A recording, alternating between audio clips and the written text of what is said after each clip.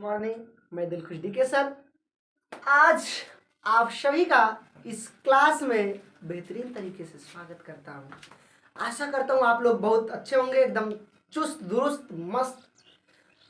आज मैं आप लोगों के लिए electric charge and electric field का पार्ट 2 लेकर के आया हूँ। क्लास 12 फिजिक्स वैद्युत आवेश तथा वैद्युत क्षेत्र का पार्ट 1 हो चुका है।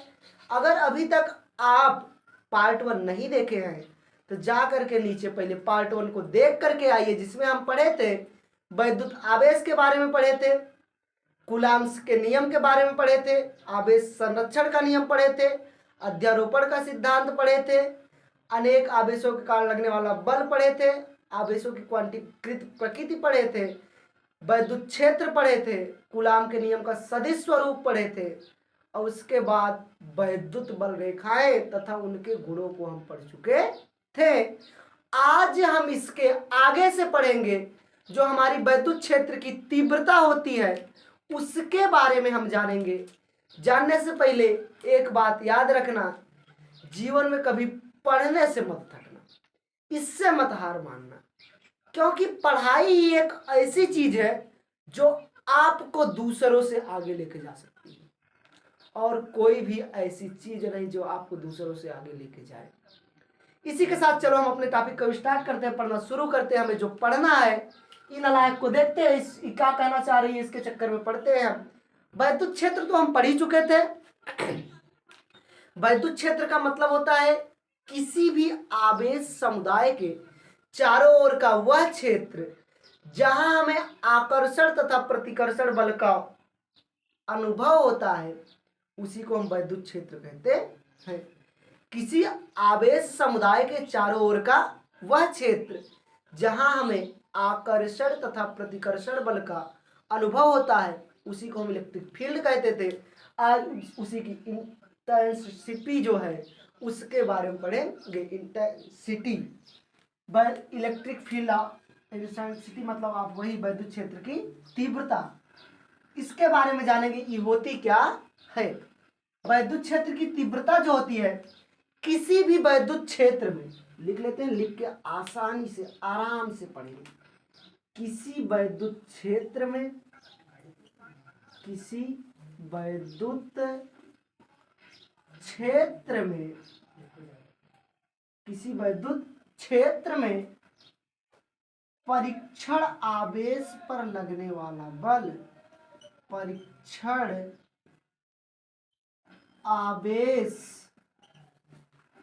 पर लगने वाला बल, लगने वाला फोर्स, किसी वैद्युत क्षेत्र में परीक्षण आवेश का मतलब होता है लल्ला अल्प आवेश, थोड़ा सा आवेश।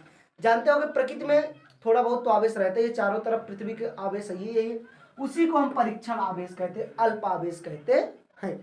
परीक्षण आवेश मतलब अल्प आवेश।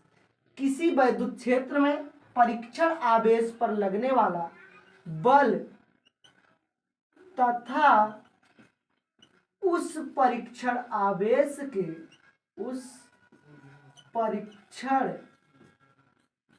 आवेश के, आवेश के अनुपात को वैद्युत क्षेत्र की तीव्रता कहते हैं। वैद्युत क्षेत्र की तीव्रता कहते हैं। किसी वैद्युत क्षेत्र में परीक्षण आवेश पर लगने वाला बल तथा परीक्षण आवेश के अनुपात को ही हम वैद्युत क्षेत्र की तीव्रता कहते हैं। इस नालायक को हम कैपिटल ई से प्रदर्शित करते हैं। इसे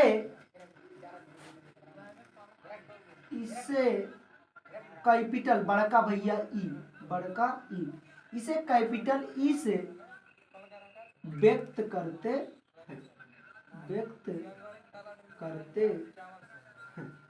इसे कैपिटल ई से प्रदर्शित करते हैं।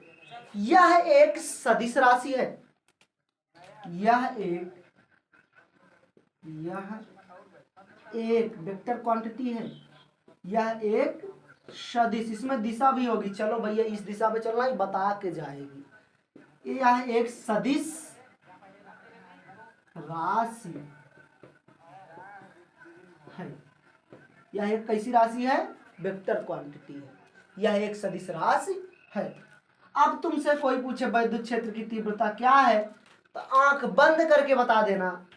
किसी वैद्युत क्षेत्र में परीक्षण आवेश, मतलब नन्ना मुन्ना छोटा सा अल्प आवेश, परीक्षण आवेश पर लगने वाला बल तथा उस परीक्षण आवेश, ओ विधा खाए पिए देख रहे बच्चे तरीका है, तथा उस परीक्षण आवेश पर लगने वाला बल तथा उस परीक्षण आवेश के अनुपात को ही वैद्युत क्षेत्र की तीव्रता कहा जाता है।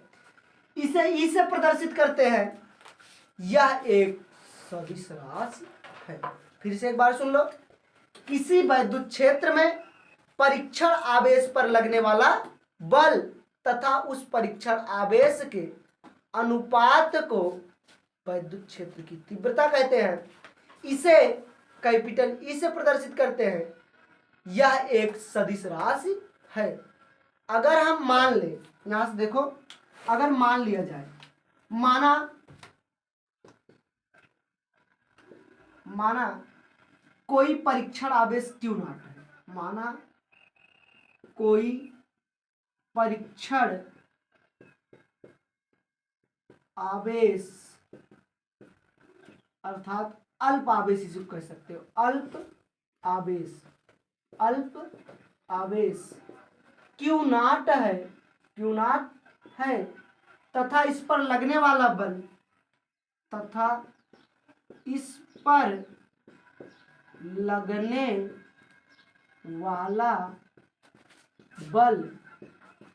यफ है तो वैद्युत क्षेत्र की तीव्रता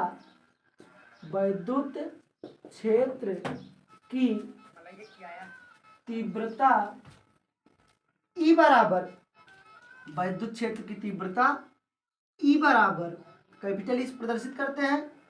अब बल तो हमारा एफ है और परीक्षण आवेश क्यू नॉट। अब यही कहा गया किसी भी वैद्युत क्षेत्र में परीक्षण आवेश पर लगने वाला बल तथा परीक्षण आवेश के अनुपात को वैद्युत क्षेत्र की तीव्रता कहा जाता है।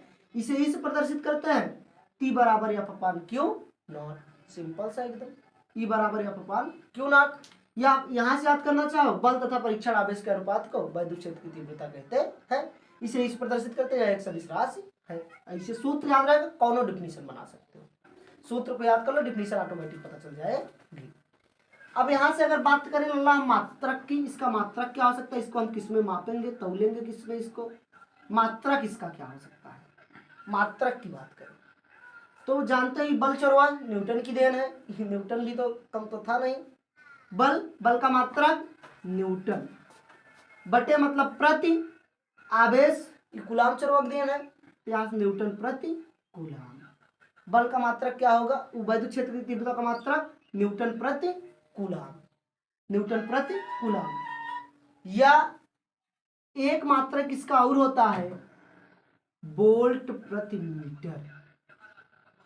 वो आएगा अगले पार्ट में, जब मैं विभव पढ़ाऊंगा, वैद्युत विभव के वोल्ट प्रति मीटर कैसे इसका मात्रक होता है, तो वहां पर मैं आपको दिखाऊंगा कि वोल्ट प्रति मीटर विभव प्रवणता जब पढ़ोगे तो वहीं पर दिखाऊंगा वैद्युत क्षेत्र की तीव्रता और विभव प्रवणता दोनों एक ही है, इसका मात्रक वोल्ट प्रति मीटर भी हो सकता है। न्यूटन प्रति कूलाम यहाँ से याद किए रहो। अगर वोल्ट प्रति मीटर भी दिखे तो जान जाना वैद्युत क्षेत्र की तीव्रता ही है। और अगर यहाँ से न्यूटन को और तोड़ दो थोड़ा सा, न्यूटन को किलोग्राम मीटर प्रति सेकेंड स्क्वायर, कूलाम है तो कूलाम, ये हो सकता है। एक मात्रक और हो सकता है, इतने मात्रक अगर कौन भी पूछे तो इस तरीके से लिख सकते हो। अगर हम बात कर ले बीमा की, इसकी बीमा क्या हो सकती है, बीमा के बारे में चर्चा कर ले। बीमा क्या होगी तो पता होगा, न्यूटन बल की जो बीमा होती है वो होती mL/T⁻²। बल की बीमा mL/T⁻² बटे आवेश कूलाम AT, कूलाम की बीमा 80, तो बल की बीमा mLT पावर -2, कूलाम की बीमा 80। ये देखो कुछ घात नहीं, तो एक प्लस है, ऊपर जाएंगी तो माइनस हो जाएंगी, तो यहाँ से इसकी बीमा निकल के आएगी यम तो वैसे रहेगा LT पावर -2, ई ऊपर गए तो माइनस होंगे, ए पावर -1, टी पावर -1। अब देखो 2 - टी इधर है, एक इधर है, जुड़ करके 3 हो जाएगा, तो इसकी बीमा जो है हो जाएगी यम यल टी पावर -3, ए पावर -1। अब तुमसे कोई पूछे विद्युत क्षेत्र की तीव्रता की बीमा क्या होती है, तो बता देना विद्युत क्षेत्र की तीव्रता की बीमा यम यल टी पावर -3, ए पावर -1 होती है। इतना थी विद्युत क्षेत्र की तीव्रता के बारे में, इससे ज्यादा तुमसे कोई नहीं पूछेगा विद्युत क्षेत्र की तीव्रता। तुम अब उससे पूछोगे बताओ कैसे होती है, कौन सी राशि है, वो बताएंगे सदिश राशि। अगर इस वीडियो को देख ली, इसको अच्छी तरीके से समझ ली, इससे बाहर से क्वेश्चन इससे नहीं पूछे। और मान के चलो कि इससे एक क्वेश्चन पक्का हो गया कि यहाँ से एक क्वेश्चन मिलना, चाहे बहुविकल्पी में मिले चाहे लघु उत्तरी में, पक्का एक क्वेश्चन मिलेगा। अब चलते हैं हम अगली हेडिंग पर। अगली हेडिंग हमारी है बिंदु आवेश के कारण किसी बिंदु पर विद्युत क्षेत्र की तीव्रता है। तो विद्युत क्षेत्र की तीव्रता ही, लेकिन बिंदु आवेश के कारण, कौन एक बिंदु दिया रहेगा उसी के कारण हमें निकालना है बिंदु आवेश के कारण किसी बिंदु पर विद्युत क्षेत्र की तीव्रता। बिंदु आवेश के कारण किसी बिंदु पर विद्युत क्षेत्र की तीव्रता। देखते हैं अब हम अगली हेडिंग को। अगली हेडिंग हमारी क्या कर रही है, अगली हेडिंग है बिंदु आवेश के कारण, बिंदु आवेश के कारण, डेरिवेशन है बढ़िया से, अब यही डेरिवेशन असली तरीके का डेरिवेशन स्टार्ट होगा। बिंदु आवेश के कारण किसी बिंदु पर विद्युत क्षेत्र की तीव्रता, विद्युत क्षेत्र की स्पीड तीव्रता। बिंदु आवेश के कारण किसी बिंदु पर विद्युत क्षेत्र की तीव्रता, electric field, speed of electric field. देखो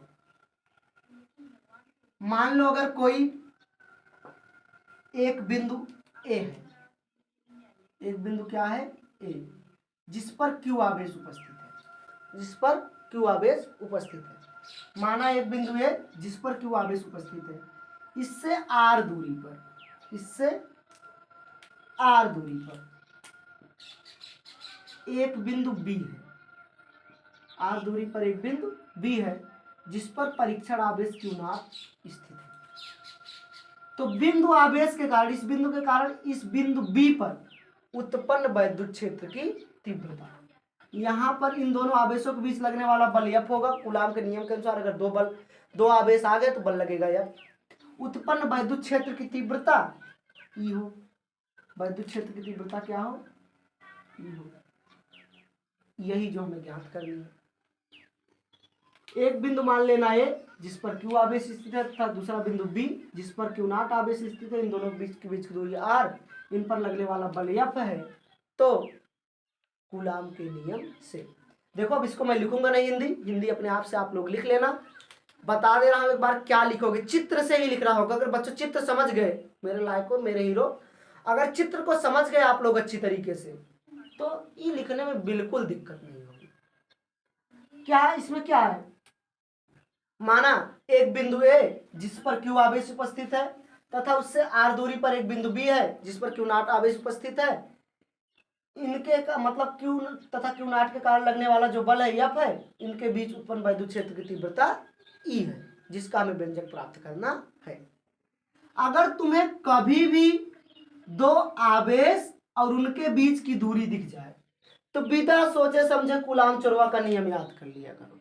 कूलाम का नियम पता है, कूलाम का नियम F बराबर के क्यू अपान Q1 Q2 अपान R स्क्वायर, के Q1 Q2 अपान R स्क्वायर। के चाहे इसी को लिखो चाहे इसी को लिख सकते हो, 1/4 पाई एप्सिलॉन नॉट, चाहे जो मन करे वो लिखो।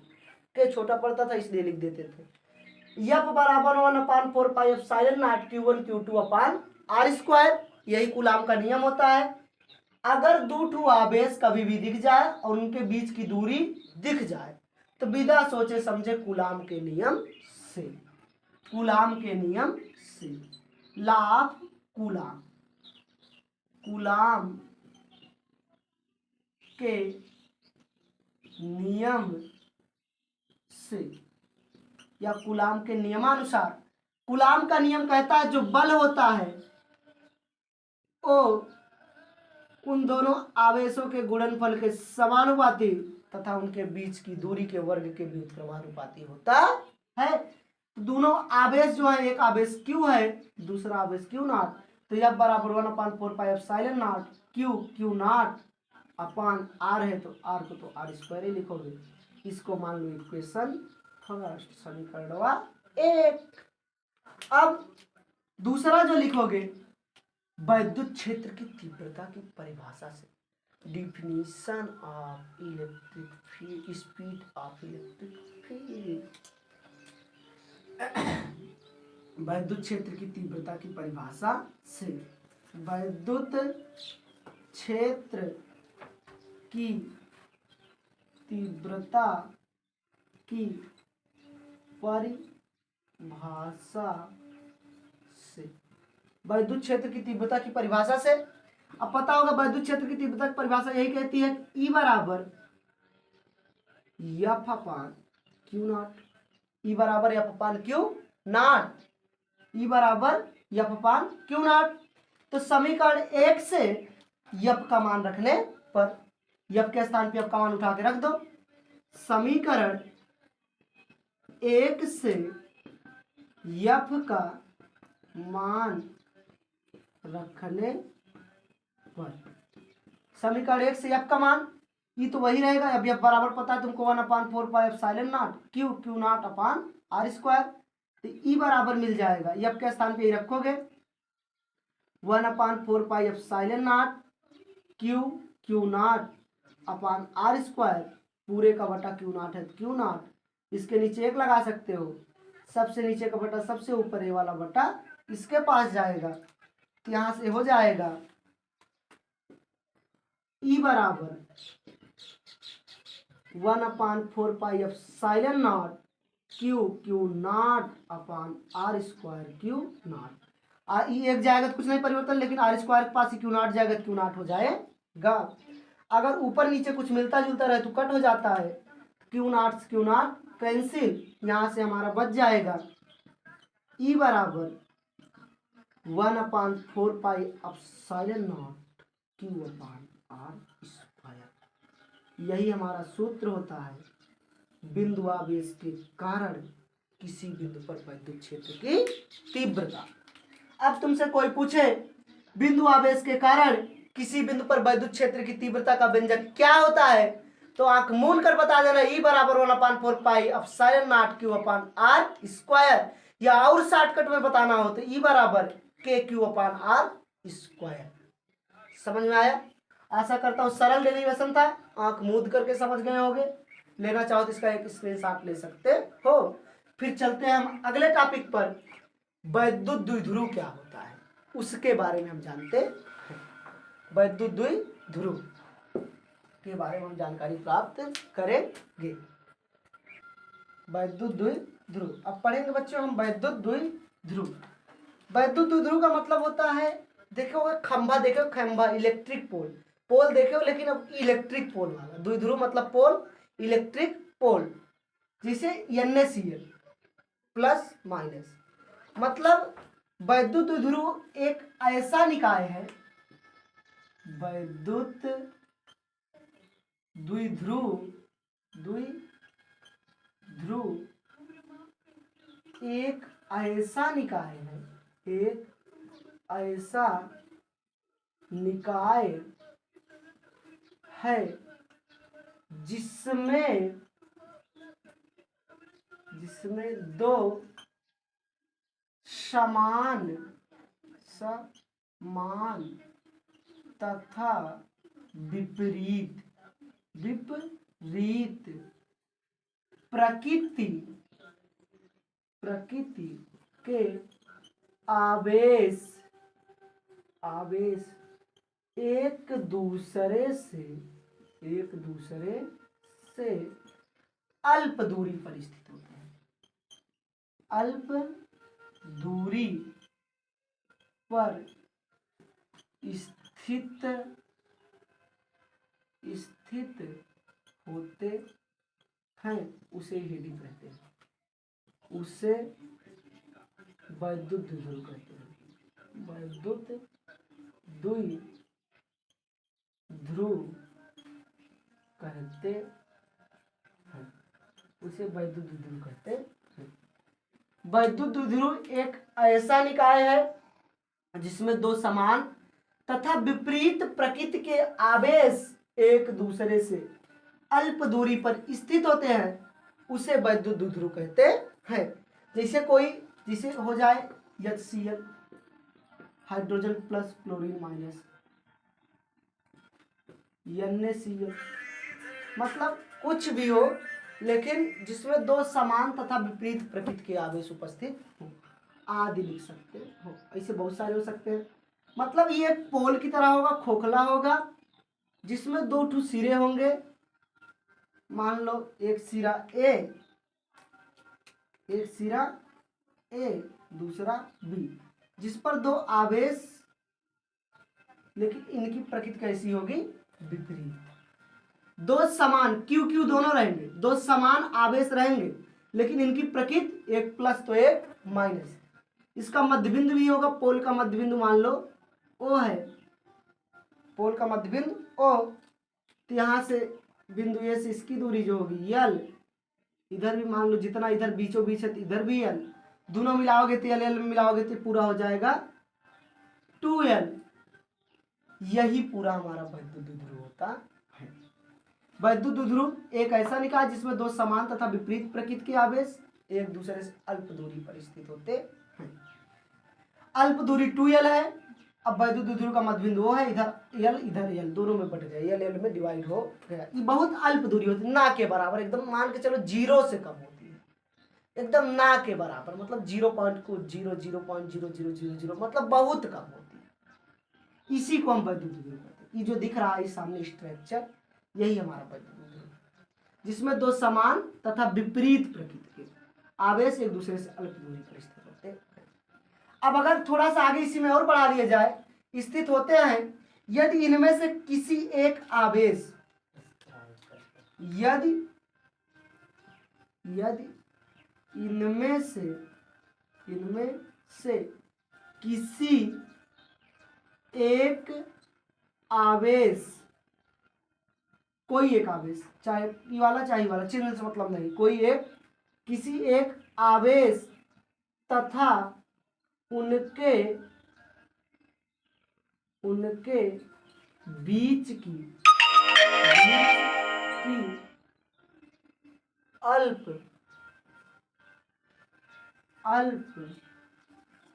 दूरी, यदि इनमें से किसी एक आवेश तथा यदि किसी एक आवेश, इनमें से मत करो, यदि किसी एक आवेश, इतना करो ये अच्छा लगेगा क्योंकि बैठ नहीं पाएगा सोते हुए। यदि किसी एक आवेश तथा उनके बीच की दूरी के गुणनफल को, दूरी के गुणनफल को, वैद्युत द्विध्रुव तो यही हो गया, गुणनफल को वैद्युत द्विध्रुव आघूर्ण कहते हैं। आघूर्ण शब्द हो जाएगा, वैद्युत द्विध्रुव आघूर्ण कहते हैं, वैद्युत द्विध्रुव आघूर्ण कहते हैं। आघूर्ण क्या है? इसमें से मतलब इस सूत्र निकाल के देगा, तो सूत्र यहां से मिलेगा। वैद्युत द्विध्रुव ये है, लेकिन अब वैद्युत द्विध्रुव आघूर्ण क्या होगा ये है। वैद्युत द्विध्रुव का मतलब, वैद्युत द्विध्रुव एक ऐसा निकाय है जिसमें दो समान तथा विपरीत प्रकृति के आवेश एक दूसरे से अल्प दूरी पर स्थित होते हैं। अगर आगे बढ़ाना हो, उनमें से किसी एक आवेश तथा उनके बीच की दूरी, अल्प दूरी के गुणनफल को उनमें से किसी एक आवेश उनमें से किसी एक आवेश तथा उनके बीच की अल्प दूरी के गुणनफल को वैद्युत ध्रुवागुण कहा जाता है। इसे P से प्रदर्शित करते हैं। इसे P से वैद्युत ध्रुवागुण जो होता है इसे किससे प्रदर्शित करते हैं? P से। इसे P से व्यक्त, कैपिटल बड़का वाला P, इसे P से प्रदर्शित करते हैं। अब कहा जाए वैद्युत ध्रुवागुण को किससे लिखते हैं? विद्युत सोचे समझो, P से। वैद्युत ध्रुवागुण को P से लिखते हैं। अब P बराबर अगर सूत्र की बात की जाए तो सूत्र की परिभाषा डिफिनेशन वही में है, इसी में सूत्र वही है।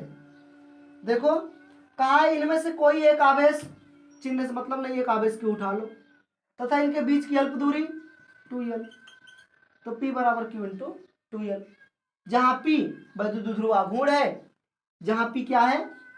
वैद्युत द्विध्रुव आघूर्ण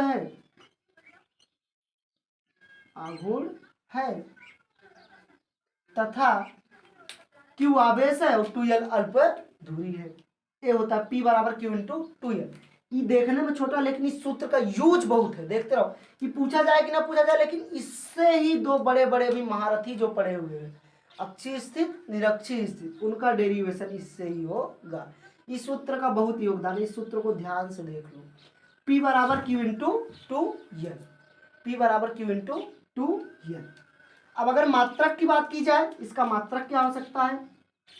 मात्रक तो पता होगा, आवेश का मात्रक कूलाम और दूरी का मात्रक मीटर, तो कूलाम मीटर।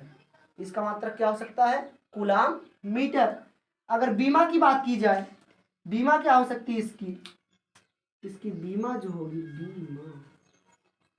इसकी बीमा हो सकती है, कूलाम की बीमा AT और उसके बाद मीटर की बीमा L, अब L पहले लिखा जाता है और T उसके बाद, तो LTA। वैद्युत ध्रुव बीमा क्या होगी? LTA। मात्रक कूलाम मीटर, बीमा LTA, मात्रक कूलाम मीटर। इतना ही होता है पूरा हमारा वैद्युत द्विध्रुव और वैद्युत द्विध्रुव आघूर्ण, दोनों इतना ही होते, इतना मतलब इतना है। लेकिन इतना इंपॉर्टेंट है कि इसके बिना आगे के डेरिवेशन नहीं हो सकते। मतलब देखते हो ना, कोई चीज अंकुश जो होता है वो छोटा सा होता है, लेकिन बड़े मतवाले एकदम मस्त से चल रहे हैं। हाथी को भी अपने बस में रखता, कहता अगर छोक दूंगा खत्म, तुम्हारी कहानी खत्म। वैसे ये है, अगर इसको नहीं जान पाए तो समझ लो आगे के डेरिवेशनों की कहानी खत्म है। उसके बाद ये जो हमारा वैद्युत, मतलब वही बड़ा जो मतवाला हाथी होता है उसको अंकुश छोटा सा जो होता है वो बस में कर देता। वैसे ये है आगे के डेरिवेशनों के लिए, अगर ई नहीं आया तो बड़े बड़े डेरिवेशनों को सिर्फ खंडक में ले जाकर फेंक देना। इसलिए इसको पढ़ लेना, P बराबर Q इंटू 2l। अब हम चलते हैं अगली हेडिंग पर। अगली हेडिंग जो वैद्युत द्विध्रुव के कारण वैद्युत क्षेत्र की तीव्रता, ये हमारी अगली हेडिंग है। तो बच्चों याद रखना, वैद्युत द्विध्रुव के कारण जो हमारी वैद्युत क्षेत्र की तीव्रता होती है ना, वो दो कंडीशन में होती है। उसके लिए दो कंडीशन होते हैं। वैद्युत द्विध्रुव के कारण दो स्थितियों में वैद्युत क्षेत्र की तीव्रता होती है। दो स्थितियों में वैद्युत क्षेत्र की तीव्रता होती है। वैद्युत क्षेत्र की तीव्रता होती है। पहले हम फर्स्ट कंडीशन पढ़ेंगे। पहली जो हमारी कंडीशन है, अक्षीय स्थिति, मतलब जब अक्ष दिया रहे, अक्षीय स्थिति में, अक्षीय स्थिति में वैद्युत क्षेत्र की तीव्रता पहली कंडीशन है। मतलब जब अक्ष बना के दिया रहे तब वैद्युत क्षेत्र की तीव्रता क्या हो सकती है? अक्षीय स्थिति में वैद्युत क्षेत्र की तीव्रता। अब पता है वैद्युत द्विध्रुव के कारण है, तो पहले वैद्युत द्विध्रुव बनाओ। इलेक्ट्रिक पोल, ये मान लो कौन वैद्युत द्विध्रुव हो गया, माना एक वैद्युत द्विध्रुव A और B। एक वैद्युत द्विध्रुव AB है जिस पर -Q तथा प्लस क्यू आवेश उपस्थित है। इसका बीचों बीच वाला बिंदु ओ होगा, बीचों बीच का बिंदु ओ। अब पता है यहाँ से लेकर यहाँ तक की दूरी यल होती है, यहाँ से लेकर यहाँ तक की दूरी यल। अगर पूरी दूरी की बात की जाए तो होती है 2यल, लेकिन उससे हमें मतलब नहीं है। यदि वैद्युत द्विध्रुव के मध्य बिंदु से आर दूरी पर, मध्य बिंदु से आर दूरी, यहाँ से लेकर यहाँ तक की जो दूरी है वो आर दूरी पर एक बिंदु पी है, एक बिंदु पी है जिस पर हमें वैद्युत क्षेत्र की तीव्रता की गणना करनी है, जिस पर हमें वैद्युत क्षेत्र की तीव्रता की गणना करनी है। ई जो है परिणामी वैद्युत क्षेत्र की तीव्रता है। यहाँ पर तुमको दो लोग दिखाई दे रहे होंगे, एक देखो प्लस क्यू आवेश, एक माइनस क्यू आवेश। तो प्लस क्यू आवेश के कारण उत्पन्न वैद्युत क्षेत्र की तीव्रता मान लो E1 है, तथा माइनस क्यू आवेश के कारण उत्पन्न वैद्युत क्षेत्र की तीव्रता E2 है। एक बार तुम प्लस क्यू आवेश के कारण निकाल लेना E1, एक बार माइनस क्यू आवेश के कारण निकाल लेना E2, फिर P बिंदु पर परिणामी वैद्युत क्षेत्र की तीव्रता E। तो अगर किसी चीज का परिणाम निकाला जाए, जैसे मान लो तुम लोग गए मेले में घूमने के लिए, मस्त मम्मी पापा 150-200 रुपये दे करके तुमको भेज दिए मस्त में 150-150 रुपये लेकर। अब तुम गए छोले की दुकान पे 20 रुपये उड़ाए, चाउमीन की दुकान पे 40, जलेबी की दुकान पे और कुछ। अब बाद में तुम उसका परिणाम निकालोगे, मेरा पूरा परिणाम कितना निकला, मैं कितना खर्च किया, तो क्या करोगे? 20 उधर का, 40 उधर का, 60 उधर का, सब जोड़ोगे। तो वैसे ये है परिणाम का मतलब, जो परिणाम निकलेगा परिणामी वैद्युत क्षेत्र की तीव्रता जितना अलग अलग निकलेगा सबको मिला देंगे। तो E बराबर हमारा हो जाएगा E1 plus E2, E1 plus E2 परिणामी वैद्युत क्षेत्र की तीव्रता। पहले तो E1 के कारण निकालेंगे, फिर मतलब प्लस क्यू आवेश के कारण, फिर माइनस क्यू आवेश के कारण। अच्छा ध्यान से देखा जाए अगर, तो प्लस क्यू आवेश यहां से शुरू हो रहा है और यहां तक जा रहा है, मान लो यहां तक। तो यहां से यहां तक की तो हमें दूरी भी पता होनी चाहिए। क्या दूरी पता है? देखो ये पूरी दूरी R है। अगर मान लो कोई रेखा है जिसमें पूरी दूरी 20 सेंटीमीटर, पूरी दूरी 20 सेंटीमीटर, और यहां से यहां तक लेकर के 2 सेंटीमीटर।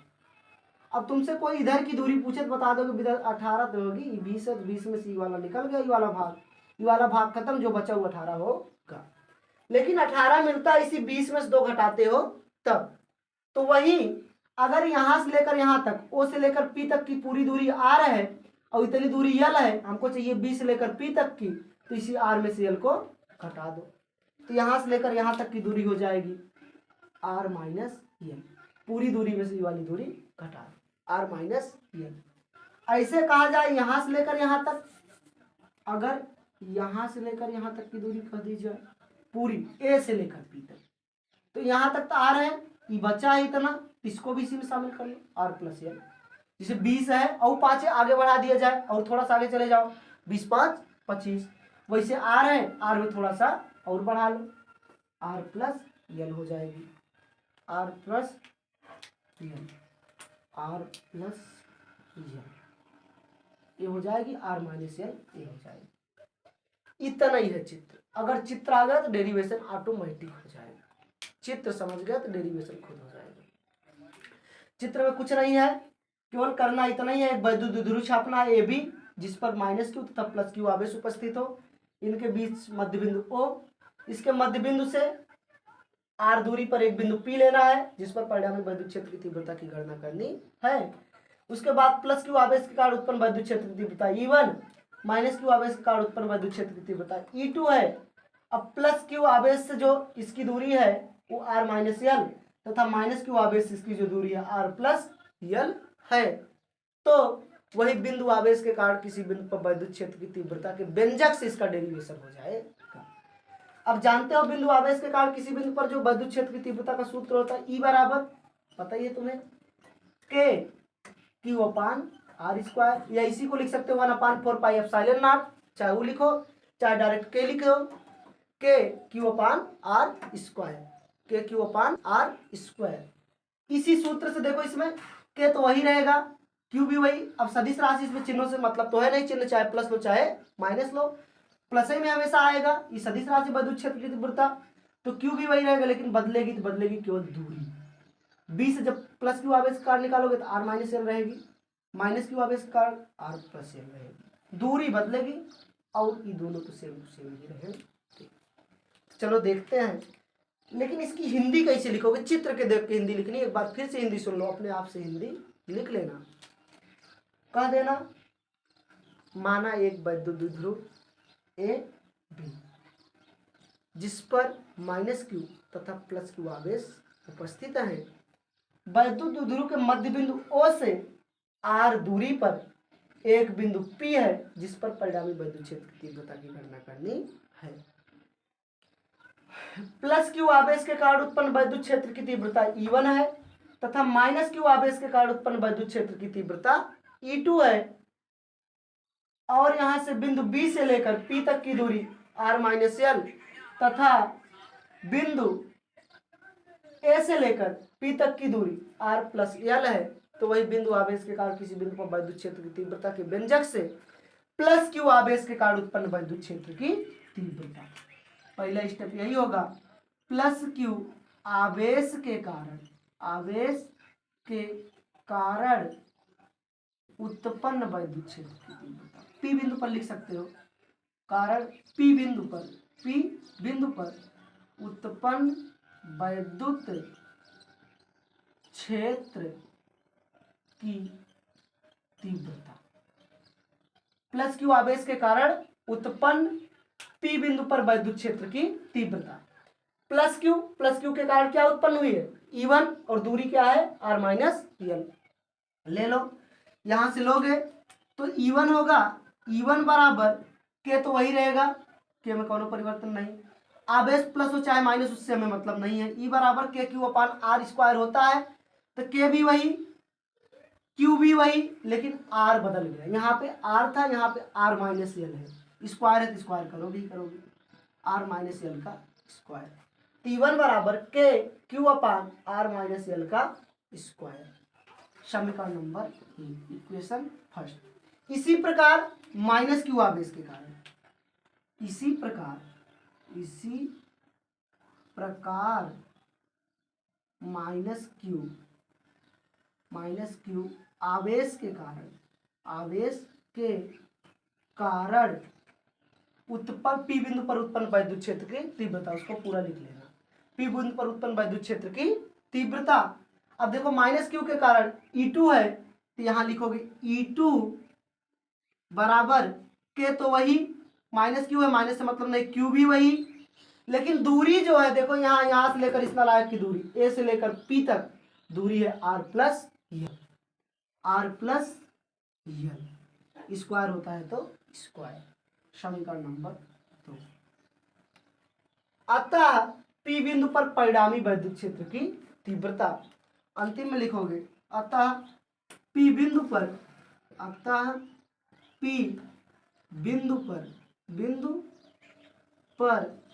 परिणामी वैद्युत क्षेत्र की तीव्रता, वैद्युत क्षेत्र की तीव्रता। परिणामी निकालोगे तो परिणामी मतलब ये होगा, ई लोगे और पूरा मिला दोगे, ई बराबर हो जाएगा E1 प्लस E2। पूरा परिणाम निकालोगे, ई बराबर E1 प्लस, जितना निकालो परिणाम का मतलब होता है टोटल, जितना मेले में खर्च किए पूरा का पूरा पैसा, तो ई बराबर E1 प्लस E2 होता है। समीकरण 1 से E1 तथा समीकरण 2 से E2 का मान रखने पर यहां से लिखोगे समीकरण 1 से E1 तथा 2 से E2 का मान रखने पर, putting these value equation first and second, रख दो। E1 ई बराबर E1 के स्थान पर K Q upon R minus L का स्क्वायर, E2 बराबर K Q upon R plus L का स्क्वायर। इसी को रखोगे तो यहाँ से हम रख देते हैं, देखते हैं फिर क्या आता है।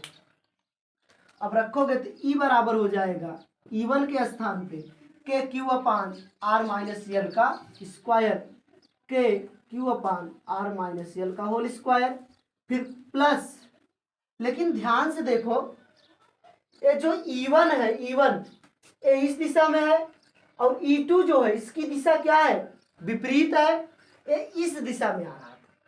T1 तो सीधी सीधी दिशा में, लेकिन E2 विपरीत दिशा में लग रहा था, E2 क्या हो जाएगा, माइनस में रहेगा, इसकी दिशा विपरीत। मतलब जैसे अब बल मैं मान लूँ इस तरफ 10 न्यूटन का बल लगाऊं, ई भी मेरे ऊपर बल लगाएगा लेकिन विपरीत दिशा में, तो माइनस में लगाएगा वो बल। तो वैसे E2 तो प्लस की तरफ था, E1 जो था वो प्लस सीधा सीधा, लेकिन ई कहा मैं इधर जाऊंगा, पीछे की तरफ जाऊंगा, तो माइनस में जाएगा। E1 प्लस E2 होगा, लेकिन इसकी प्रकृति कैसी होगी, विपरीत, कि कैसा रहेगा, माइनस में। तो यहाँ से E2 माइनस रहेगा, तो प्लस माइनस से क्या हो जाएगा, यहाँ पे जब इसको तोड़ोगे तो E बराबर हो जाएगा E1 प्लस माइनस से माइनस E1 माइनस E2। तो यहाँ से जब रखोगे E1 का मान रख दिए समीकरण 1 से E1 का, तथा समीकरण 2 से E2 का, तो E1 यहाँ पे क्या हो जाएगा माइनस E2 का मान वही K Q upon R plus L का स्क्वायर, आर प्लस एल का स्क्वायर। इसकी दिशा विपरीत है जिसके कारण ये माइनस हो गया। यहाँ पर भी तुम माइनस कर सकते हो, चाहे जहाँ एक जगह तुम्हें माइनस करना है, चाहे यहाँ पे कर लो, E2 की प्रकृति विपरीत है इसके कारण यहाँ पे कर लो, चाहे कोष्टक टूटेगा माइनस हो जाएगा, चाहे यहीं पे किए रहो, यहाँ पे प्लस करके छोड़ दो, डायरेक्ट माइनस में आंसर रख देना, मान रख देना, चाहे जहाँ, लेकिन एक जगह तुम्हें माइनस में करना पड़ेगा। अब देखो क्या इन दोनों में कुछ कॉमन दिख रहा है तुम्हें, के क्यू इसमें भी, के क्यू इसमें भी कॉमन कर लो, ई बराबर हो जाएगा के क्यू बाहर आएगा, यहाँ बचेगा 1 अपान आर माइनस यल का square minus 1 upon R plus L का स्क्वायर। ध्यान से देखो यहाँ से भी के क्यू निकला, यहाँ से भी के क्यू निकला, ये बाहर आ गया, यहाँ 1 बचा, यहाँ भी 1, आर माइनस यल का स्क्वायर आर प्लस यल का स्क्वायर। अब तिरछा तिरछा गुणा होगा, इसका गुणा इधर, इसका गुणा इधर, ई बराबर के क्यू, इसका गुणा करोगे तो आर प्लस यल का whole square minus R minus L का होल स्क्वायर, नीचे का गुणा नीचे से, देखो आर माइनस यल का whole square into R plus L का होल स्क्वायर, यही होगा। अब ध्यान से देखो तो ई तो वही रहेगा, के क्यू वही रहेंगे, के क्यू, ई देखो ए प्लस बी का होल स्क्वायर है, तोड़ दो, A square plus B square plus 2ab, तो R square plus L square plus 2r L, फिर माइनस है, इस माइनस को लगाओ, फिर ए माइनस बी का होल स्क्वायर है, तो A square plus B square minus 2ab, minus 2ab। नीचे देखो एक कोष्टक में ए प्लस बी, एक कोष्टक में माइनस बी, सूत्र पढ़े होगे वर्गांतर का, वर्गों का अंतर, A square minus B square बराबर एक कोष्टक में ए प्लस बी, एक कोष्टक में माइनस बी। यहाँ से देखो R minus L, R plus L, तो इनका होल स्क्वायर नीचे जो हो जाएगा वर्गांतर का सूत्र लग जाएगा, तो एक बार लिखोगे आर का स्क्वायर माइनस यल का स्क्वायर, देखो एक कोष्टक में ए प्लस बी है, ए माइनस बी, तो आर प्लस यल है, R square minus L square, और पूरे की स्क्वायर है तो स्क्वायर, वर्गांतर के सूत्र से, वर्गों का अंतर, तो आर का स्क्वायर माइनस यल, आर यल एक स्थान पे आर था, बी के स्थान पे यल था, ए माइनस बी होता है, ए माइनस बी का A square minus B square, R minus R का स्क्वायर माइनस यल का स्क्वायर, पूरे का स्क्वायर है तो स्क्वायर। अब ध्यान से देखो, अगर इस कोष्टक को हम तोड़ दें, इस कोष्टक को क्या करें, तोड़ दें, तो ई बराबर के क्यू आर स्क्वायर वैसे रहेगा plus L square plus 2r L, ई माइनस देखो, प्लस माइनस से minus R square plus minus से माइनस यल स्क्वायर, ये देखो minus minus plus, minus minus plus 2r L, नीचे जो बचेगा वो रहेगा तुम्हारा R square minus L square का स्क्वायर, यही होगा। अब देखो अगर कुछ कटने पिटने लायक हो तो उसको काट दिया जाए, आर स्क्वायर प्लस का आर स्क्वायर माइनस का, खत्म, यल स्क्वायर प्लस का यल स्क्वायर माइनस का, खत्म। अभी देखो दोनों सेम टू सेम है, जुड़ जाएंगे, 2 इधर 2 इधर, दो में दो मिलाओगे 4r यल, 4r यल से इसको 4 दीजिएगा, थोड़ा सा उड़े इधर ही एडजस्ट कर लो, ई बराबर यहाँ बचेगा ई बराबर के क्यू।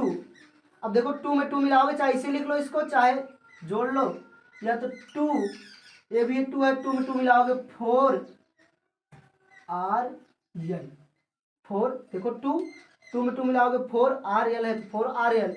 नीचे जो बचेगा R square minus L square का होल स्क्वायर। अब देखा जाए अगर आर इतना लंबा चौड़ा था और एल इतना छोटा सा है, तो आर की तुलना में एल क्या है, बहुत छोटा है। आर की तुलना में एल बहुत छोटा है, तो आर स्क्वायर की तुलना में एल और छोटा होगा एल स्क्वायर। इसलिए एल स्क्वायर को छोड़ने पर, निग्लेक्ट करने पर, इसलिए एल स्क्वायर को क्या कर देने पर, छोड़ने पर, एल स्क्वायर को क्या करो, छोड़ दो। जब यहां से छोड़ोगे तो ई बराबर के, अब देखो क्यू को ऐसे रहने दो।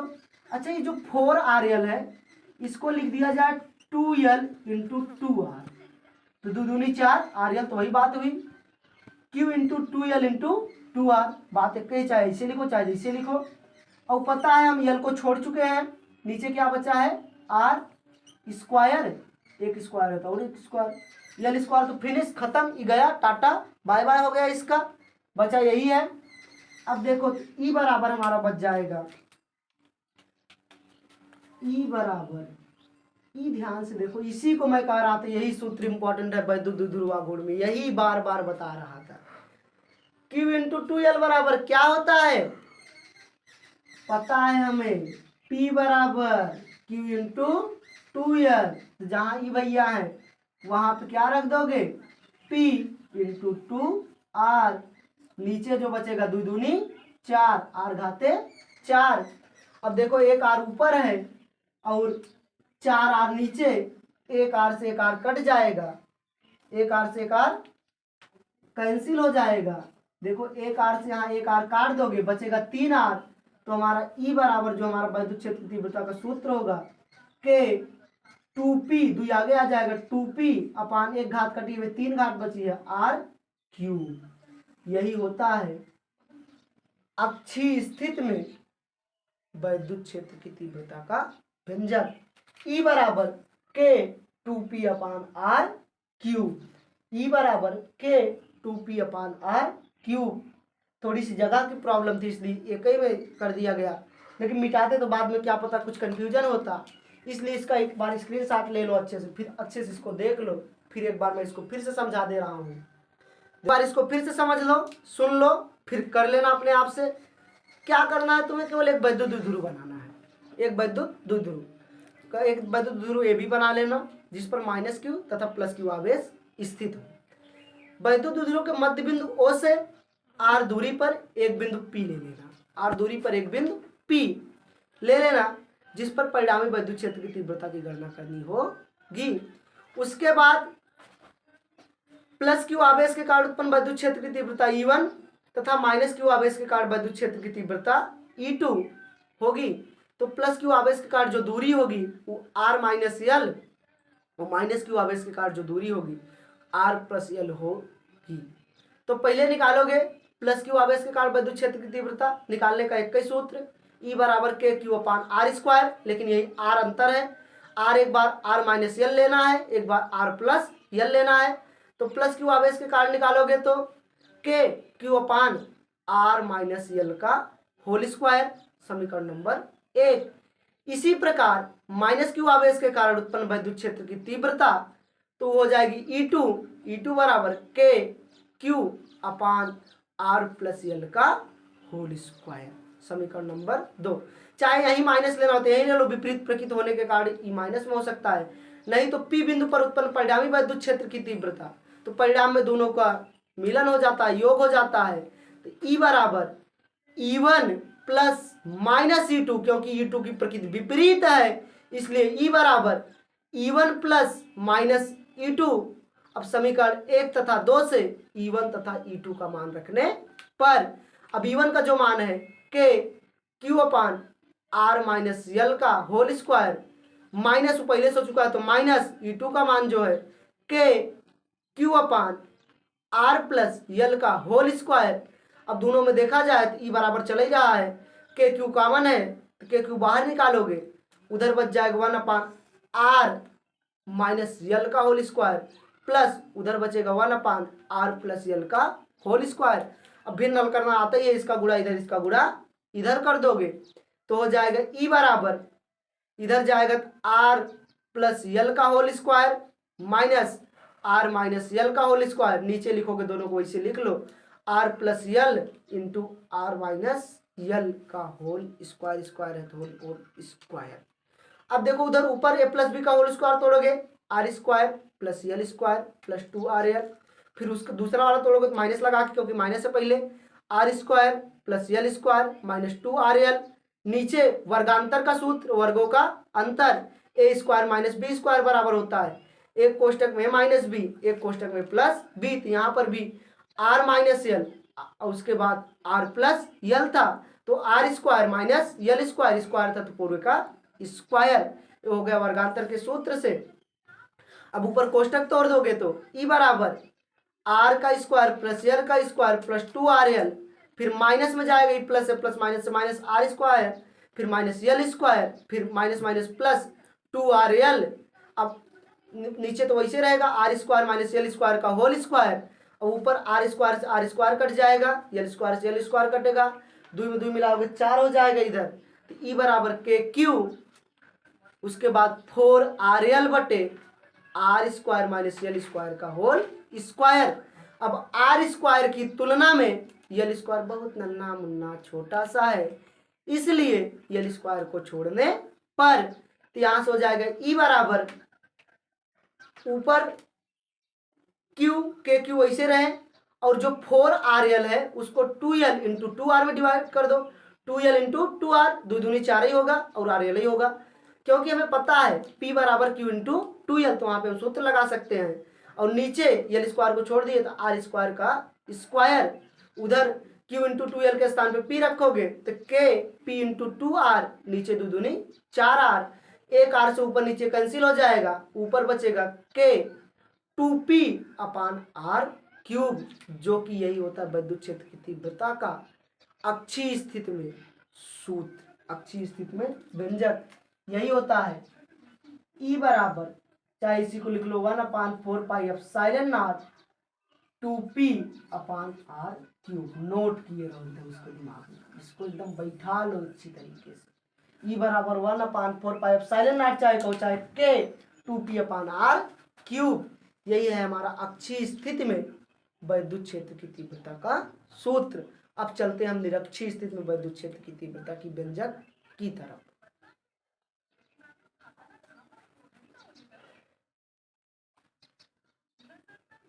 हम लोग पढ़ चुके अक्षीय स्थिति में विद्युत क्षेत्र की तीव्रता व्यंजक प्राप्त किए, ई बराबर के 2P अपान आर क्यूब। अब पता है दो स्थितियों में होता है, अगली हमारी जो है निरक्षीय स्थिति, निरक्षीय स्थिति मतलब जिसमें अक्ष ना हो, जिसके हाथ पांव ना हो, जिधर मन का विदा पे दिख लोटा, इधर मन का इधर डंगलाओ, उधर मन का है उधर। निरक्षीय स्थिति में विद्युत क्षेत्र की तीव्रता, निरक्षीय स्थिति में विद्युत क्षेत्र की तीव्रता क्या होगी, अब उसके बारे में हम पढ़ेंगे। निरक्षीय स्थिति में विद्युत क्षेत्र की तीव्रता देखो, यहाँ से निरक्षीय स्थिति मान लो एक कौनो वैद्युत द्विध्रुव हो गया, एक वैद्युत द्विध्रुव ए बी, एक वैद्युत द्विध्रुव ए बी, वही माइनस क्यू वही प्लस क्यू, माइनस क्यू आवेश तथा प्लस क्यू आवेश। अब बीचों बीच मध्य बिंदु ओ, मध्य बिंदु ओ से आर दूरी पर, अक्षीय स्थिति में होगा नहीं, निरक्षीय स्थिति में ये मान लो दूरी आर है, आर दूरी पर एक बिंदु पी है जिस पर परिणामी विद्युत क्षेत्र की तीव्रता की गणना करनी है, जिस पर हमें ई बताना है, ई कितना होगा। अब जब तक इस आवेशों से नहीं मिलाओगे तब तक कोनो काम नहीं हो पाएगा, इन दोनों से इसको मिलाओगे। अब पता है इसके बीच की दूरी जो होती है यल, इधर भी यल। अब जब तक यहाँ से यहाँ तक की दूरी नहीं ज्ञात होगी तो प्लस क्यू आवेश के कारण E1 नहीं निकल के आएगा, प्लस क्यू आवेश के कारण E1 और माइनस क्यू आवेश के कारण E2। अब देखो इसमें घटक चले गए, क्षैतिज घटक, ऊर्ध्वाधर घटक। एक बात हमेशा याद रखना बच्चों, अगर तुमसे कहे कभी ऊर्ध्वाधर घटक, घटक मतलब थीटा होता है, ऊर्ध्वाधर कहे तो ऊर्ध्वाधर का मतलब साइन, लंबवत, साइन थीटा होता है। अगर क्षैतिज घटक कहे तो काश थीटा होता है। ऊर्ध्वाधर मतलब लंबवत। अब ऐसे तो हमें जाना नहीं है, हमें ऐसे जाना है, क्षैतिज में जाना है, तो यहाँ पे जो चलेगा कॉस थीटा चलेगा। एक बार E1 cos theta, E1 cos theta चल सकता है, E1 कॉस थीटा, और इसके कारण E2 कॉस थीटा, क्योंकि क्षैतिज और क्षैतिज घटक है। ऊर्ध्वाधर तो साइन है, इस पे तो हमें जाना ही नहीं है।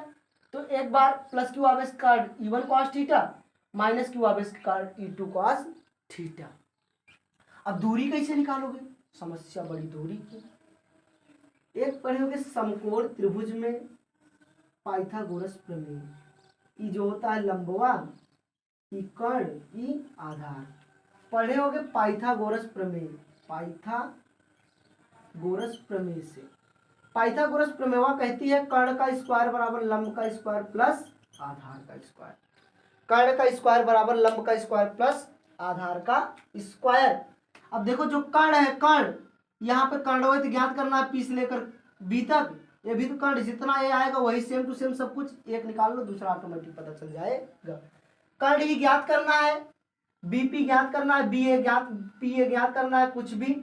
तो कर्ण का स्क्वायर वही सिंपल भाषा में लिख लो, कर्ण ही लिख लो। कर्ण का स्क्वायर बराबर लंब का स्क्वायर, लंब देखो लंब, यहाँ पे जो लंब है क्या है आर, तो आर का स्क्वायर करोगे प्लस आधार क्या है यल, तो यल का स्क्वायर। दोनों पक्षों का वर्गमूल लेने पर, दोनों पक्षों का जब वर्गमूल लोगे तो कर्ण का वर्ग लोगे स्क्वायर है तो बाहर आ जाएगा, रूट से कर्ण हो जाएगा। लेकिन जब इसका वर्गमूल लोगे तो बेचारा रूट में चला जाएगा।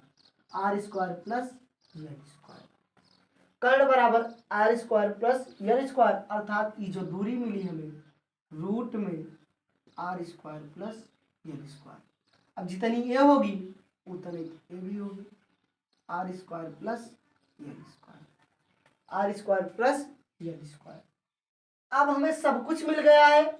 एक बार प्लस क्यू आवेश का वही सूत्र तो वही लगाना है, ई बराबर K Q upon R square. एक बार प्लस क्यू आवेश के कारण, एक बार माइनस क्यू आवेश के कारण। फिर परिणामी निकालना, परिणामी में E1 cos theta plus E2 cos theta, दोनों को मिला दोगे, फिर ले जाके रख करके वहां पे गुणा भाग कर लेना, जो सूत्र प्राप्त होगा उसी को आगे हम चल लेंगे। तो एक बार चित्र को फिर से देख लो, और लिखना क्या है हिंदी, मैं थियरी बता दे रहा हूँ, लिखोगे क्या, सुन लो थियरी क्या लिखनी है। तो थियरी कुछ नहीं, चित्र से लिखनी है, वही लिख देना जैसे उसमें लिखे हो। माना एक वैद्युत ध्रुव ए बी जिस पर माइनस क्यू तथा प्लस क्यू आवेश स्थित है, वैद्युत ध्रुव के मध्य बिंदु O से आर दूरी पर एक बिंदु P है जिस पर परिणामी वैद्युत क्षेत्र की तीव्रता की गणना करनी है। प्लस क्यू आवेश के कारण उत्पन्न वैद्युत क्षेत्र की तीव्रता E1 cos थीटा तथा माइनस क्यू आवेश के कारण उत्पन्न वैद्युत क्षेत्र की तीव्रता E2 cos थीटा है, E2 cos थीटा है। P से लेकर B तथा P से लेकर A के बीच की दूरी रूट में R square plus L square है। अब इतना लिखने के बाद जो मैं यहाँ पे लिखूंगा उसको लिखना है।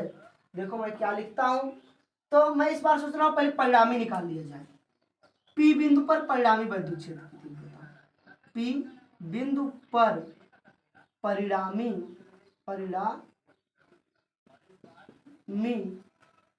वैद्युत क्षेत्र की तीव्रता, वैद्युत क्षेत्र की तीव्रता, P बिंदु पर परिणामी वैद्युत क्षेत्र की तीव्रता। परिणाम निकालोगे तो E बराबर, परिणाम में दोनों को मिलाओगे, E बराबर E1 cos theta, E1 cos theta plus E2 cos theta.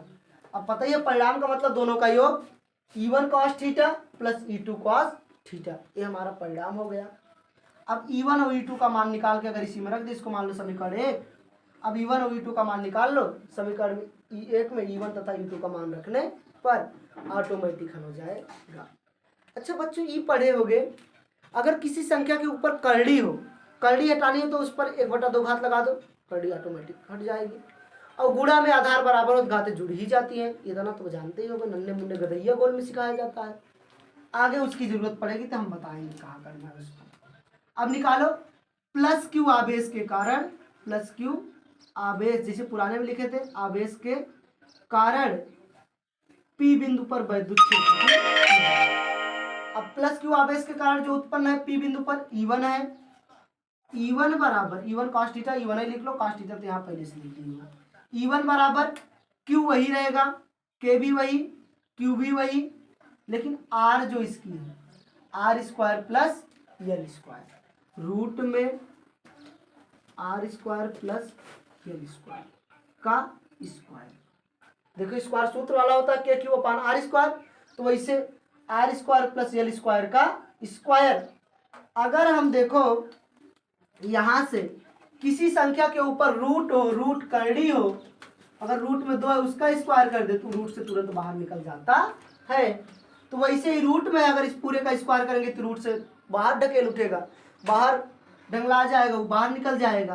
तो यहाँ से E1 बराबर हो जाएगा के क्यू अपान, इसको बाहर निकालोगे तो R square plus L square. समीकरण नंबर मानना हो तो मान लो, नहीं तो समीकरण 1 में E1 का मान रखना ही है, तो K Q upon R square plus L square cos theta रख देना। ऐसे दूसरा जो है माइनस क्यू आवेश के कारण पी बिंदु पर उत्पन्न वैद्युत क्षेत्र की तीव्रता, यहाँ पे दूसरा लिखोगे माइनस क्यू आवेश के कारण, माइनस क्यू आवेश के कारण पी बिंदु पर उत्पन्न वैद्युत क्षेत्र की तीव्रता। तो यहाँ से माइनस क्यू आवेश के कारण जो उत्पन्न है वो है E2 माइनस क्यू के कारण E2 के, तो वही क्यू वही, दूरी भी वही है जो पुराने में थी, R square plus L square का स्क्वायर। फिर से वही रूट है, रूट का स्क्वायर करोगे तो रूट से बाहर, तो यहाँ पर भी E2 बराबर मिल जाएगा के Q upon R square plus L square. अब समीकरण 1 में E1 तथा E2 का मान रखने पर, ये जो समीकरण 14 है इसी में E1 तथा E2 का मान रख दो। Putting this value equation first E1 and E2, E1 और E2 का मान समीकरण 1 में रख दो। यहाँ से लिखोगे समीकरण 1 में E1 तथा E2 का मान रखने रख दो। E1 E बराबर तो वैसे रहेगा E1 बराबर क्या है K Q upon R square plus L square. तो के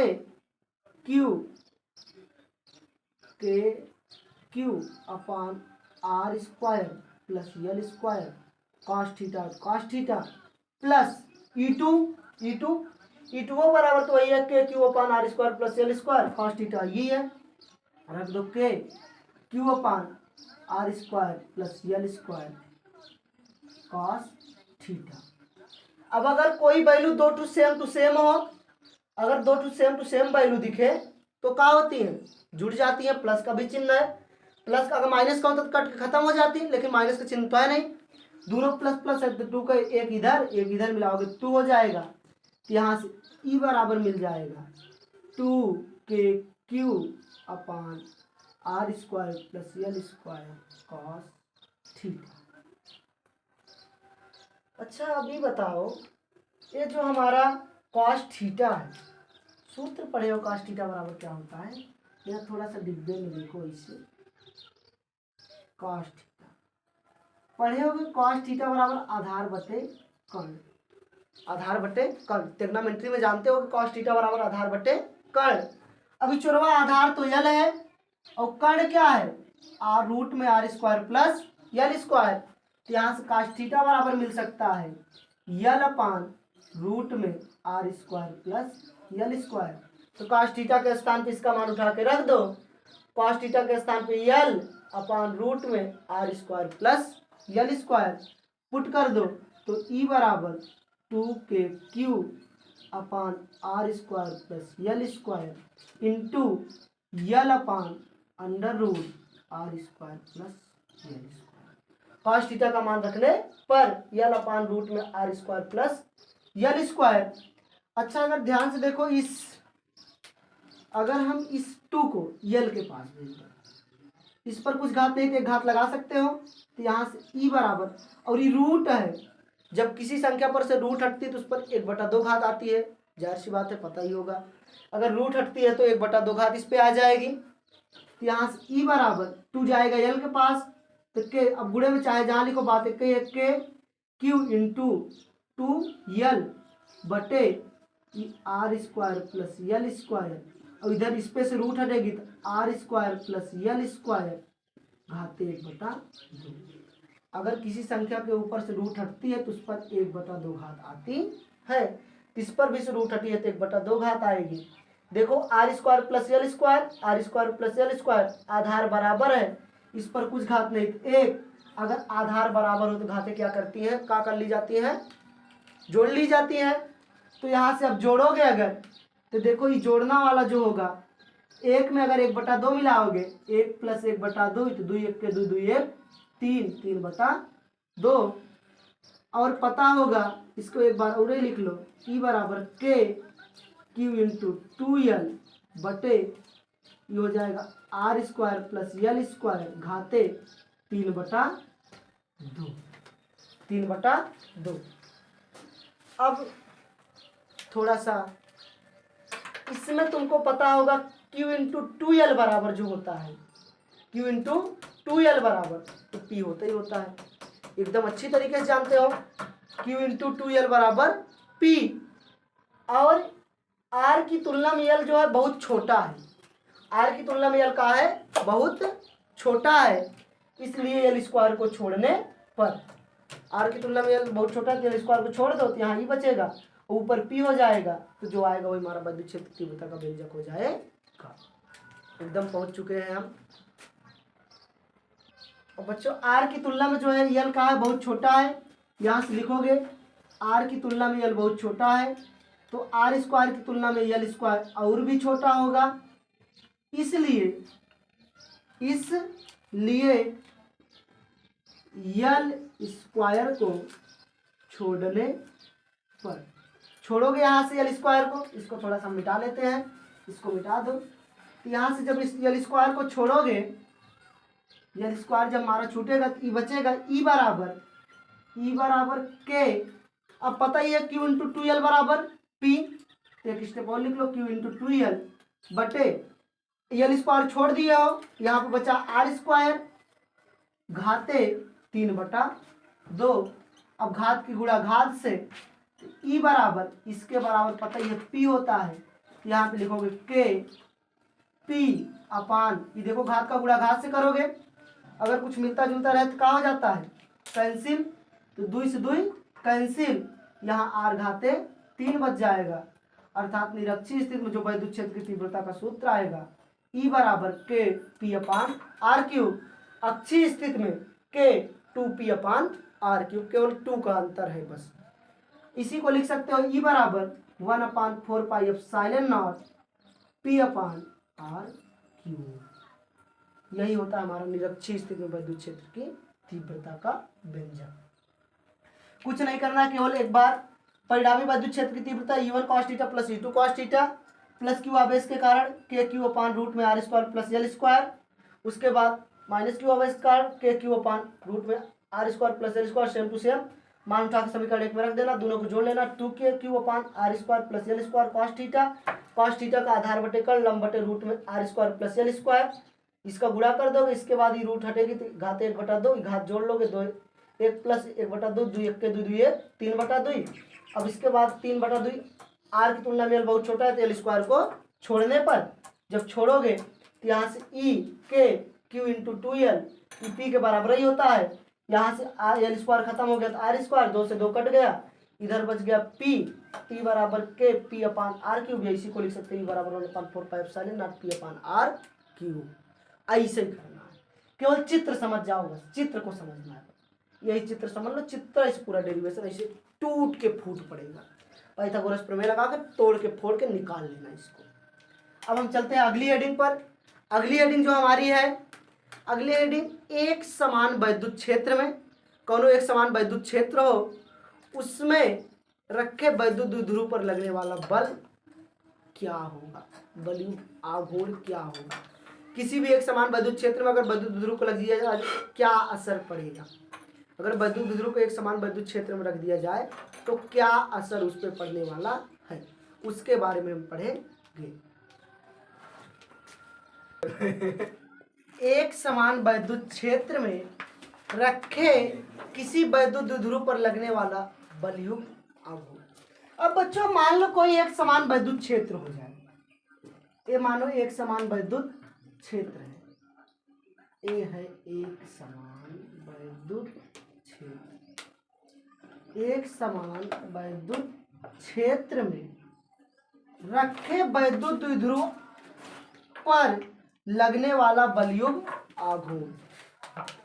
अब इसमें रख दिया जाए कोई विद्युत द्विध्रुव, एक मान लो विद्युत द्विध्रुव, ऐसे तिरछा रख दिया जाए, और बड़ा करना होता, और बड़ा करना, एक विद्युत द्विध्रुव। मान लो एक समान विद्युत क्षेत्र में एक विद्युत द्विध्रुव ए बी रखा गया है। एक समान विद्युत क्षेत्र में एक विद्युत द्विध्रुव ए बी रखा गया है, जिसकी लंबाई पता ही है, अल्प दूरी 2l होती है। पहले सिरे पर प्लस क्यू माइनस क्यू आवेश उपस्थित होते हैं। अब इसके चारों तरफ जो बल उत्पन्न होगा, मान लो इस पर लगने वाला बल, मान लो थीटा है, थीटा के कोण पर यहीं पर लगने विद्युत क्षेत्र की तीव्रता ही लगने वाला बल टाउ, प्रत्यानयन बल टाउ। अब आएगा, देखो अब पता होगा, ये देखो ई 2l, ये देखो तो एक समकोण त्रिभुज का लंबवत बल लग रहा है, मान लो थीटा हो गया, मतलब समकोण 90 अंश का कोण। अगर यहां से देखो ये थीटा है, थीटा के सामने एक भुजा लंब, ये वाली जो भुजा होगी ये क्या होगी, लंब होगी। ई 2l कर्ण हो गया। अब तुम्हें पता होगा, देखो अब पता होगा एक समान विद्युत क्षेत्र में इस समकोण के सामने की भुजा कर्ण, कर्ण और ये हो गया लंब। जानते हो कि साइन थीटा बराबर, साइन थीटा बराबर होता है लंब बटे कर्ण।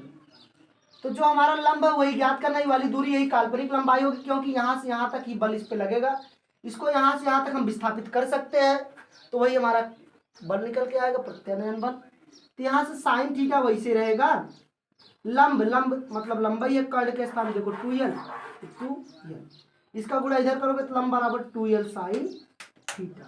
ये होती है इसकी काल्पनिक लंबाई 2l साइन थीटा, इसकी काल्पनिक लंबाई 2l साइन थीटा।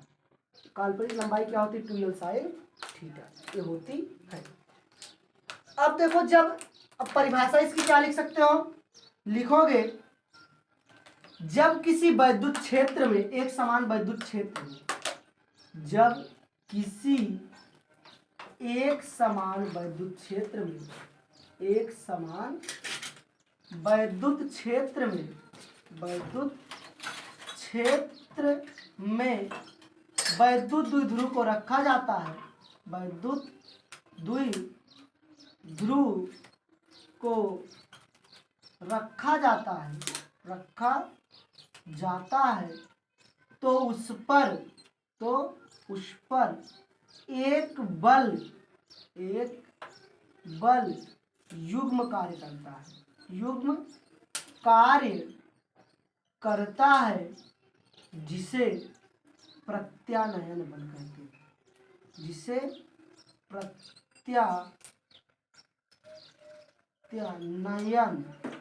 प्रत्यानयन बल कहते हैं।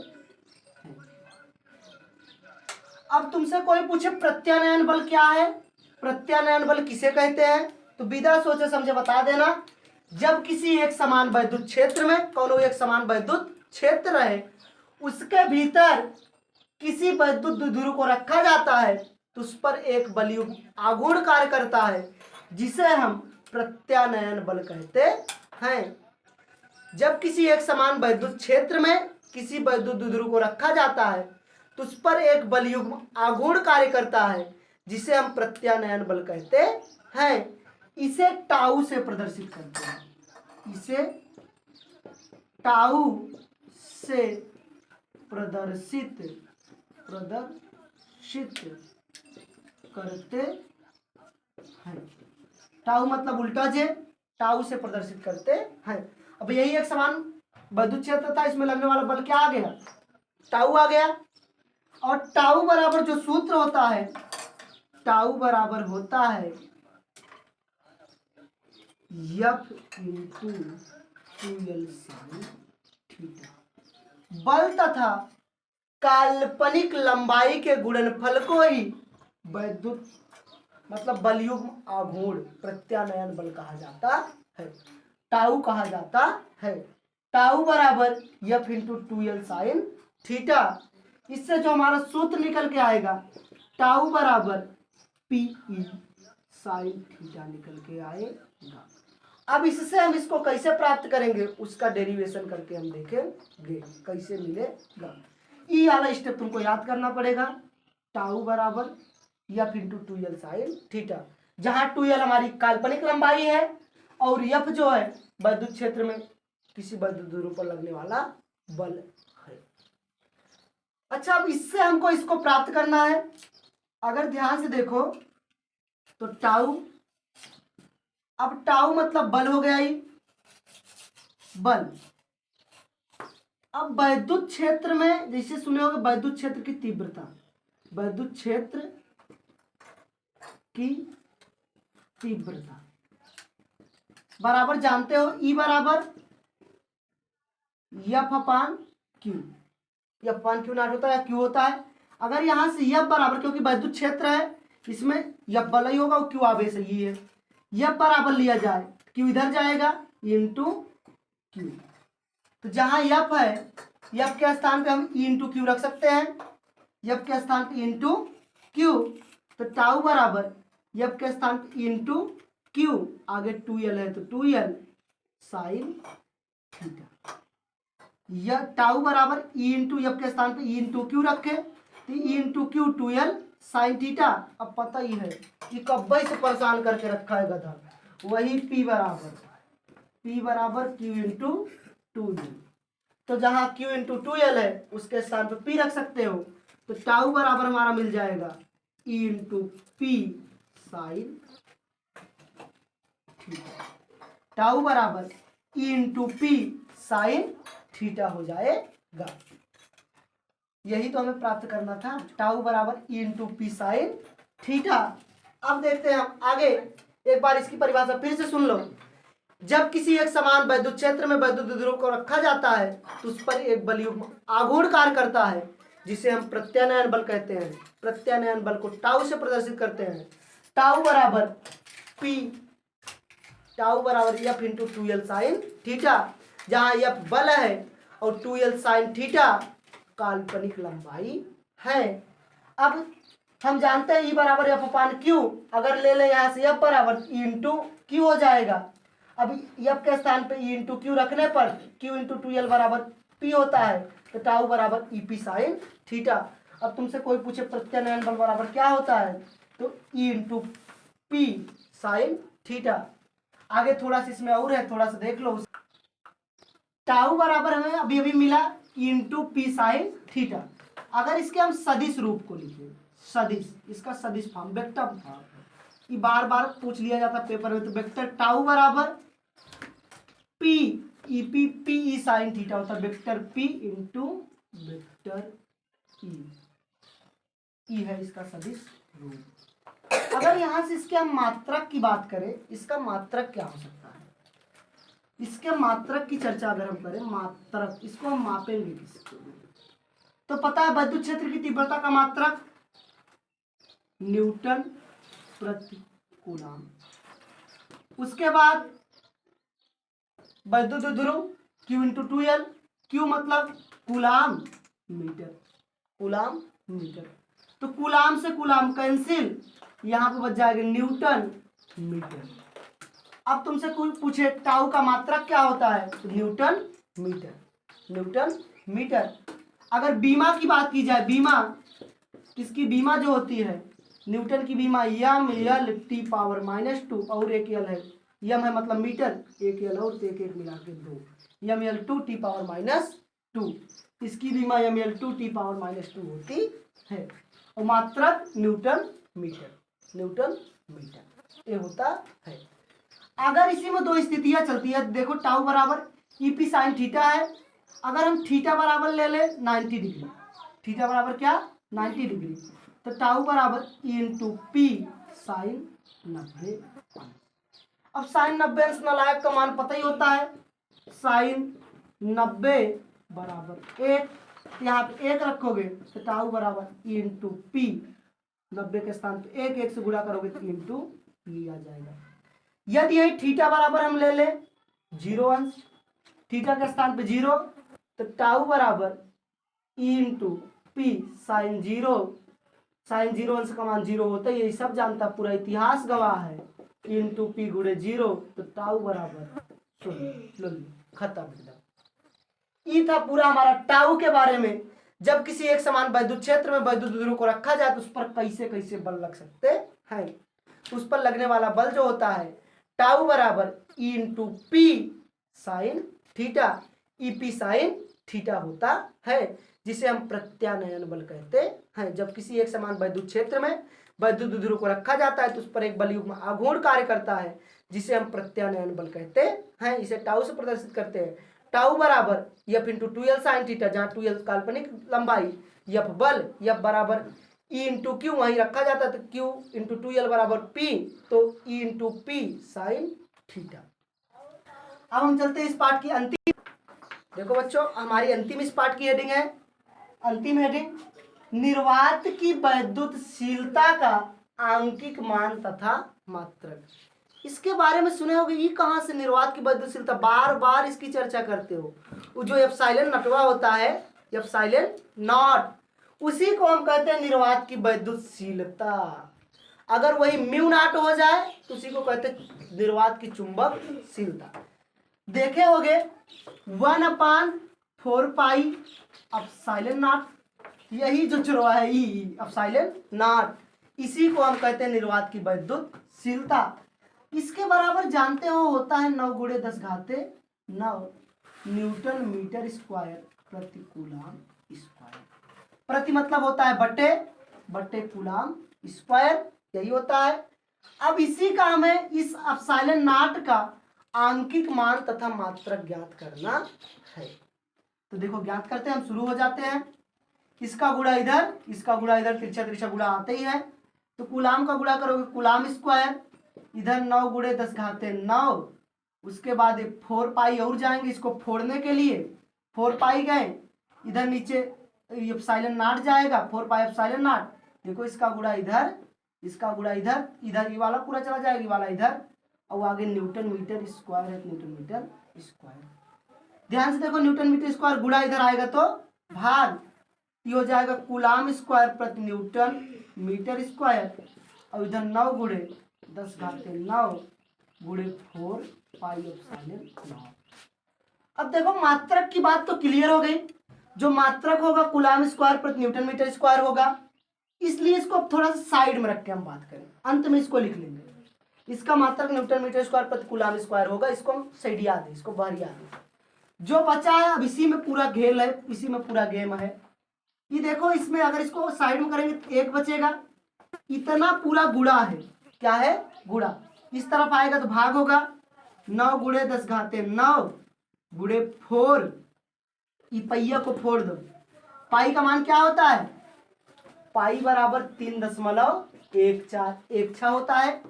अब पाई के स्थान पे 3.14 रख लो, इधर बचेगा एप्सिलॉन नॉट, और मात्रक तो वही कूलाम स्क्वायर प्रति न्यूटन मीटर स्क्वायर है, ये है।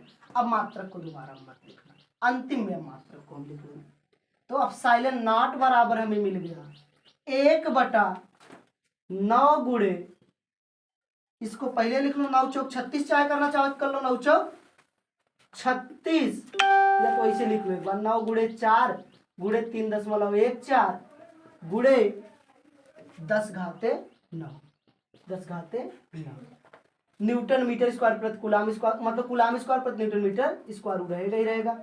ये देखो 10 घाते 9 है, प्लस है ऊपर जाएगा माइनस, तब साइलेंट नॉट बराबर 9 चौक 36, 10 घाते -9, 1 गुणे 10 घाते -9, एक है ये प्लस 9 था ऊपर गया -9, ई 9 चौक 36 गुणे 3.14, 3.14।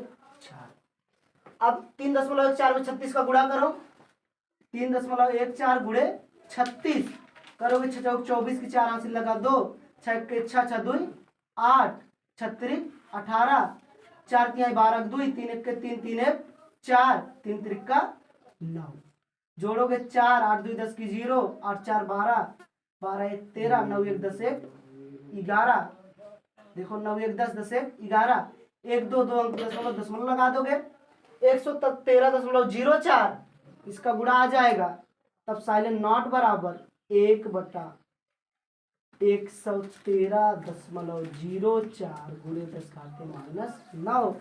अब 0,4 बहुत छोटा है, इसलिए 0,4 को करो खत्म, इसको कर दो गायब, जो बचे उसको लिख के आगे चलो, तब साइलेंट नॉट बराबर 1/113 गुणे 10 घाते -9। अब 1 में 113 से भाग देना है, भाग तो आता ही होगा, ना आता हो तो भाग दे लेना, इसका मान जो आएगा वो आएगा 0.0, एक बार दशमलव बढ़ाओगे तो 1 0, फिर अभी कम है फिर 1 0 बढ़ाए तो 1 0, अभी भी कम है तो 1 0 और बढ़ाओगे 0 8 8 5 आ जाएगा। जब 1 में 113 से भाग दोगे 0.00885, बाकी आगे जो गुणा 10 घाते -9, इस भाग को आप लोग अपने आप से दे लेना, यही आंसर आएगा। अब जब दशमलव दाहिनी तरफ जाता है तो 10 की माइनस घात होती है, 1 2 3, एक अंक पहले तक हमें दशमलव आना होगा, 3 अंक दशमलव इधर लेके जाओ तो 10 की घात 3 स्थान तक प्लस होगी, इसका मान हो जाएगा 8.85 गुणे 10 घाते -3, 1 2 3 गया 10 घाते -3 गुणे 10 घाते -9। अब माइनस माइनस जुड़ता है, चिन्ह वही रहता है, तब साइलेंट नॉट का जो आंकिक मान आएगा 8.85 गुणे 10 घाते -12, यही आएगा। अब अगर तुमसे कोई पूछे अब साइलेंट नॉट का मान क्या होता है, 8.85 गुणे 10 घाते -12, मात्रक को जरूरत पहले से निकाले हो, कूलाम स्क्वायर प्रति न्यूटन मीटर स्क्वायर, इसका मात्रक क्या होगा, कूलाम स्क्वायर प्रति न्यूटन मीटर स्क्वायर। यही होता है अपसाइलन निर्वात की वैद्युतशीलता, अपसाइलन नॉट का आंकिक मान तथा मात्रक। आंकिक मान कोई पूछे 8.85 गुणे 10 घाते -12 और मात्रक पूछे तो कूलाम स्क्वायर प्रति न्यूटन मीटर स्क्वायर होता है। इतना ही हमें इसमें जानना था, ई पार्ट का यही एंडिंग हो जाती है, यही पार्ट खत्म हो जाता है। लेकिन एक छोटा सा और थोड़ा सा केवल समझ लो, क्या पता कभी भटकते भुटकते ई भी टपक पड़े, वो भी आ जाए तो कैसे करोगे। इसी निर्वात की वैद्युतशीलता की बीमा, इसकी बीमा क्या हो सकती है, बीमा।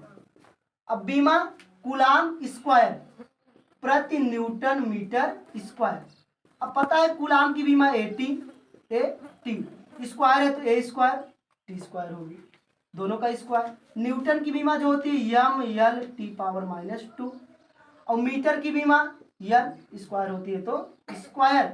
अब देखो एक L इधर 2 L 3 L हो जाएगा, AT स्क्वायर T⁻², और इधर हो जाएगा L घाते 3, एक इधर 2 इधर 2 1 3, T घाते -2, ये सब प्लस है, ऊपर जाएंगे सारे के सारे माइनस हो जाएंगे, T हो जाएगा m⁻1, m माइनस होगा, और L पावर -3, और T देखो T पावर माइनस है कैसा हो जाएगा +2, और उसके बाद ये पहले से एक बार 2 है तो T⁻2, और ये पावर 2 है तो ये पावर 2, T मिलाओगे तो हो जाएगा L power -1, m power -1, L power -3, T power 2 4, A power 2। यही होती है इसकी बीमा, ये होती है निर्वात की बीमा, निर्वात की वैद्युतशीलता की बीमा। और मान 8.85 गुणे 10 घाते -12 कूलाम स्क्वायर प्रति न्यूटन मीटर स्क्वायर। यहीं पर होता है बच्चों आपके पार्ट का एंडिंग। मैं आशा करता हूँ ये पूरा पार्ट, फर्स्ट पार्ट और सेकंड पार्ट अगर अच्छी तरीके से देखे होगे तो एक भी ऐसे डेरिवेशन नहीं थे, एक भी ऐसी थियरी नहीं थी जो आपके समझ में ना आए, जो आपके समझ में आने लायक ना हो, एकदम छोटे से बारीक बारीक तरीके से तोड़ तोड़ के आप लोगों को बताया गया है। अब मैं चलता हूं, अब आप लोगों से मैं मुलाकात करूंगा अगले वीडियो में, जिसमें हम पढ़ेंगे गॉस की प्रमेय तथा उसके प्रमेय के अनुप्रयोग। जाते जाते एक बार आप लोगों के लिए बस वही हौसला, वही सफर, वही सब कुछ बना के रखना अगले वीडियो के लिए। जिस तरीके से इसमें पढ़े हो उसी बुलंदी के साथ इंतजार में लगे रहना। मैं आऊंगा बहुत जल्द आप लोगों के सामने। Bye bye, thank you.